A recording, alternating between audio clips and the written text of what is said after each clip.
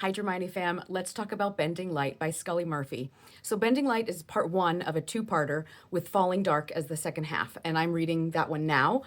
Just as a note, they're both available on Spotify by the Dramione Archives, and I wholly recommend. She's a great reader. It's very enjoyable to listen. I did part one, I did Bending Light on Kindle, and now I'm doing Spotify. I don't know why I did it that way, but yeah, it's great. But since I've only finished Bending Light, let's just talk about that one.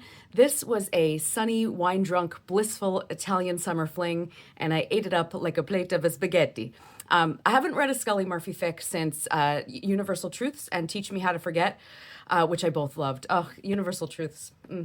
They're both so good. But it's been like a year since I read those, but it was surprising how immediately I felt comforted by the familiarity of Scully Murphy's writing.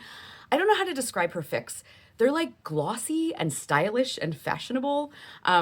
She has companion playlists on Spotify because she incorporates a lot of music. Music is obviously very important to her. And so she creates these companion playlists.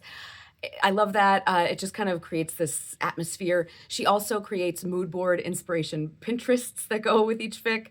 And again, just the atmosphere, everything is very visual and yeah, it's lovely. So let's get into the synopsis. It's the summer after sixth year and before the war. And amazingly, the adults decide to, I don't know, protect the children for once in their freaking lives. So Lupin decides to put their high-risk teens into like witness protection. So he scatters them to different places, I guess, within Europe, finds them jobs and apartments and partners to kind of watch each other and keep each other safe. So Hermione is sent to San Cipriano, which is a little idyllic Italian village, and I want to go to there. she gets an adorbs little flat and a cozy job at a cafe. And when her partner arrives, she's at first horrified to find that it is Lavender Brown. But then the two of them become delightful besties. Lavender in this fic gives like pansy / Ginny energy, and I'm here for it.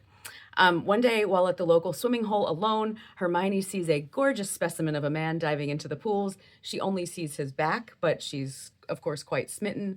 What she doesn't know is that said man had also spied her coming out of the cafe, and without knowing her identity, had also begun kind of fantasizing about her.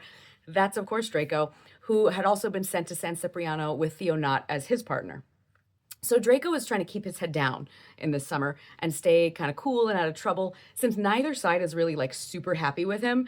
And he's also dreading the upcoming war and what his role will be. Theo is happily sleeping his way through the town. Boy, don't try to front. You know just what you are. But they all finally meet up, and Draco and Hermione realize they've been salivating over each other.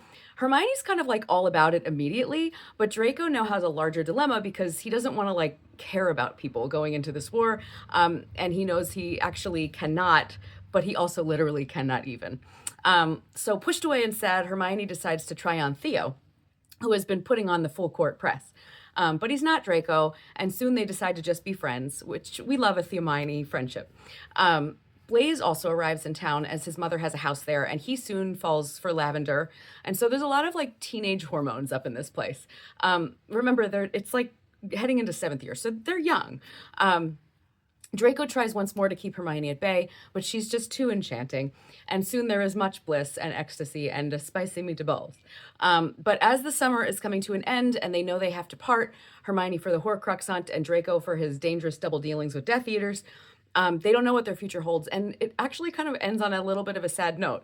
It's HEA because you know that they will eventually end up together, but this is the end of part one. There's a little bit of uncertainty here. So that's where that ends. Then the war happens. We're told that the war happens, and it happens much as canon dictates, although Lavender is only injured and does not become unalived. The sequel then, Falling Dark, picks up at the start of year 8. So the war is over when the sequel picks up. So obviously I will be back soon with my review of Falling Dark as I am reading it now. I'm about halfway through. Anyway, I'll see you next time. Bye.